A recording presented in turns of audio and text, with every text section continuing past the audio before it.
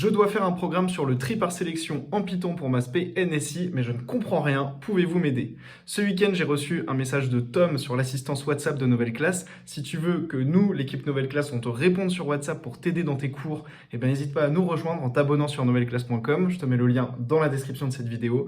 En tout cas, pour répondre à Tom et pour aider un maximum d'élèves, j'ai créé 2 vidéos sur le tri par sélection en Python. Donc dans cette vidéo, on va voir ceci, c'est-à-dire le pseudocode et l'explication de comment fonctionne le tri par sélection. Et dans la prochaine vidéo, qui est déjà d'ailleurs disponible sur nouvelleclasse.com, on voit comment on peut faire ça en Python pour vous aider dans vos contrôles et que vous compreniez vraiment comment fonctionne le tri par sélection. Donc on est parti dans cette vidéo pour parler du pseudocode, du tri par sélection et pour avoir l'explication de comment tout ça fonctionne. C'est parti! Alors le tri par sélection, ce n'est pas très compliqué. Le tri par sélection, c'est un algorithme de tri par comparaison. Il est simple, mais il est relativement inefficace car il s'exécute en temps quadratique. Si vous voulez une vidéo sur la complexité en temps des algorithmes, n'hésitez pas à me le dire dans les commentaires. Alors, cet algorithme, il peut fonctionner sur des tableaux et sur des listes. J'ai donc ici une liste que j'ai appelée liste et qui est composée de 4 éléments, 5, 1, 3, 2.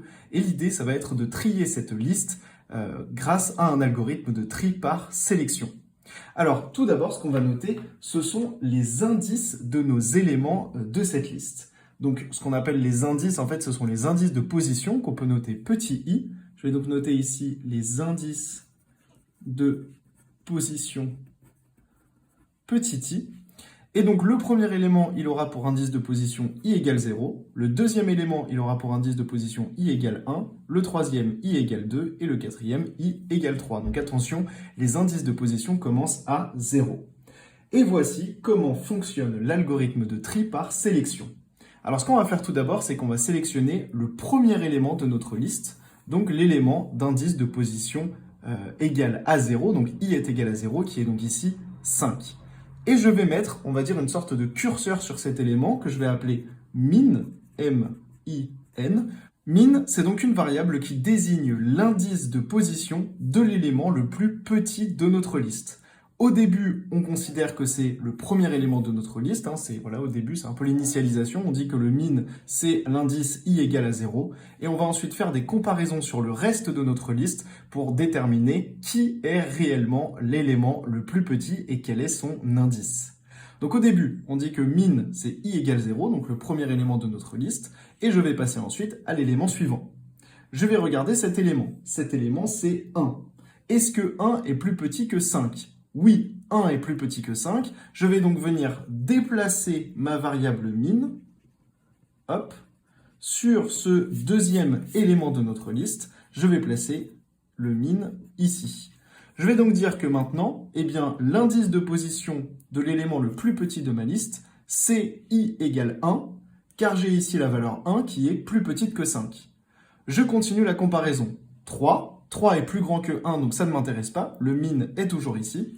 Puis 2 est plus grand que 1, donc ça ne m'intéresse pas. Le min est ici. J'ai donc fini ma première boucle. Je sais que min, il correspond à i égale 1, car c'est cet élément qui est le plus petit de ma liste. Je vais donc faire ce qu'on appelle une permutation. En effet, je vois que l'élément que j'ai sélectionné, c'est l'élément pour i égale 0. Ici, le min, il est pour l'élément i égale 1. Donc du coup, je vais devoir permuter ces deux éléments pour trier ma liste par sélection. Pour faire cette permutation, on peut utiliser une variable temporaire qu'on va pouvoir noter temp, par exemple.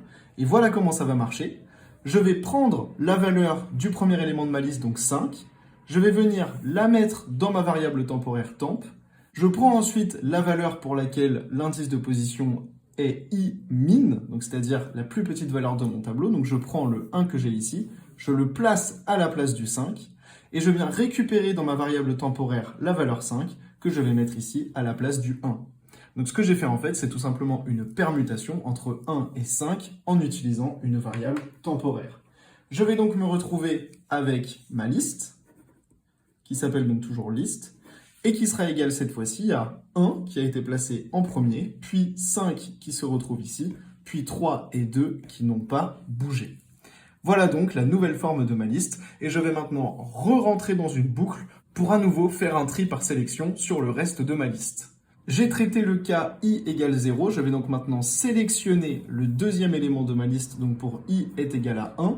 Je vais placer donc le min à ce niveau-là et je vais continuer la comparaison. Est-ce que 3 est plus petit que 5? Oui, je vais donc déplacer le min au niveau du 3. Donc le min, je vais venir le placer ici. Et est-ce que 2 est plus petit que 3? Oui, je vais donc à nouveau venir déplacer le min, qui sera donc maintenant au niveau du 2. J'ai fini de traiter l'ensemble de ma liste. Je vois que le min il est ici, donc à i est égal à 3. Et je vois que la valeur que j'ai sélectionnée, c'est le 5 qui est donc à i égale 1. Je vais donc faire une permutation.